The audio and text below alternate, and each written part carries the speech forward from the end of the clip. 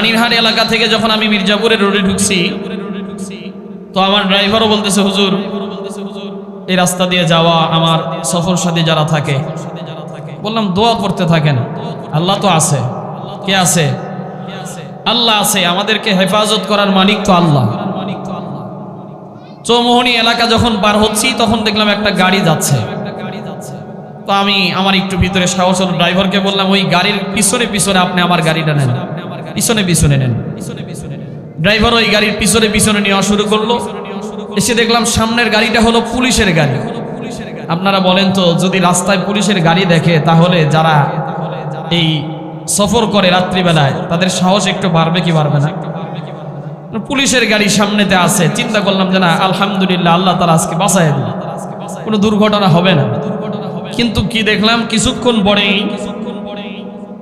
1-1.5 kilometre আসতেই শুকান গাড়ি পার হয় আমাদের এই মির্জাপুর এলাকা নামক একটা ভাঙ্গা রাস্তা, ব্রিজটা খুব ভাঙ্গা। এখানে এই জায়গাতে দেখতেছি পুলিশের গাড়িকে দাঁড় করায় দিল, আমাদের গাড়িতেও ঠেকায় দিল।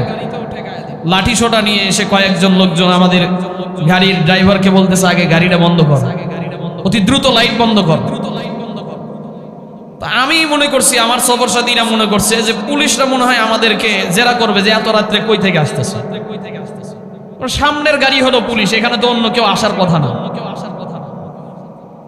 মানে মানসিক দিক থেকে কেন অসুস্থ এই কথাটা বলতেছি আপনাদের, বয়ান ইনশাআল্লাহ হবে। তো পরবর্তীতে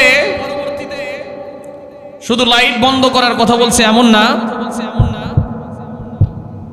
লাইট বন্ধ করার পরে বলতেছে গাড়ির দরজা খোলো, যদি দরজা না খোলো আমরা কিন্তু বাইরে ভাঙবো। লাঠি দিয়ে আমাদের গ্লাসে মানে বাড়ি দিবে, এমন মুহূর্তেই পুলিশ গাড়ির ভিতর থেকে সিএনজির উপর থেকে নেমে পড়ছে।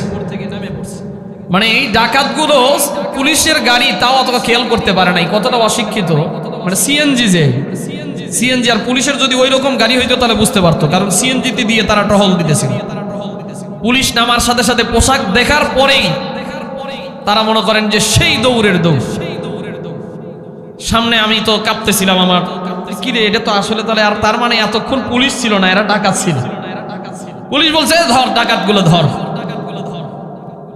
পরবর্তীতে নাইমা দেখি যে অলরেডি গাছ ফালায় দিছে রাস্তায়, গাছ ফালায় দিয়ে রাস্তায় 3টা গাড়ি থেকে অলরেডি ডাকাতি করা শেষ।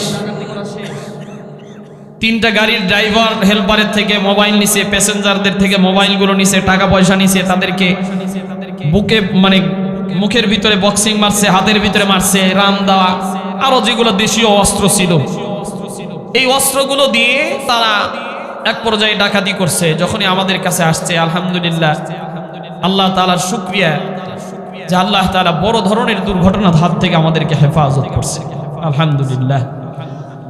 ওই মুহূর্তে আল্লাহ তাআলা পুলিশদের মাধ্যমে আল্লাহ তাআলা বড় ধরনের দুর্ঘটনার থেকে হেফাজত করছে। পুলিশরা না থাকলে হয়তোবা তারা জানেরও ক্ষতি করে ফেলতে পারত।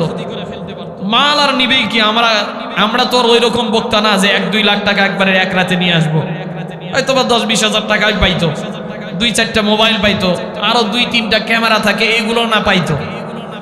সর্বনিম্ন ক্ষতি হইলেও না হলে 2.5 লাখ টাকার ক্ষতি হইতো। 2টা ক্যামেরা নিয়ে গেলে 2 লাখ টাকা, মোবাইল আমাদের 3-4টা মোবাইল নিয়ে গেলেই মনে করেন 50-60 হাজার টাকা। তো এইরকম একটা মানসিক মানে অবস্থায় ওই ঘটনার পর থেকে নিয়ে আমার 30 বছরের জীবনে, আমার বয়সের হায়াতের জীবনে আমি শুধুমাত্র শুনছি যে রাস্তায় ডাকাতি হয়, ছিনতাই হয়, কিন্তু কোনোদিন দেখি নাই। গতকালকে এই ডাকাতের সম্মুখীন হয়েছিল। আল্লাহ তাআলা বড় ধরনের দুর্ঘটনার থেকে আমাদেরকে হেফাজত করছে। পুলিশরা 10 মিনিটের ভিতরে প্রায় পুলিশগুলো এসে আমাদের পুরো এলাকা ছড়িয়ে পড়ছে। যেই পুলিশগুলো ছিল এরা আবার 5-10 মিনিটের ভিতরে ফোন দিছে। আমি পুলিশ ভাইদেরকে, আমাদের শেরপুর থানার পুলিশদেরকে অত্যন্ত মানে কালকের এই ঘটনার জন্য আমি ধন্যবাদ জানাই যে তারা তাদের নিজের দায়িত্বটা পালন করছে। যদি 5-10 মিনিটের ভিতরে না আসতো হয়তো আমাদের জীবনেরও হুমকি হয়ে যাইতো, এই মানুষগুলোর আরো বড় ক্ষতি হয়ে যাইত। ট্রাকগুলোর থেকে ট্রাকের ওয়ালাদের থেকে মোবাইল তো নিচে ট্রাকের চাবি পর্যন্ত নিয়ে গেছে।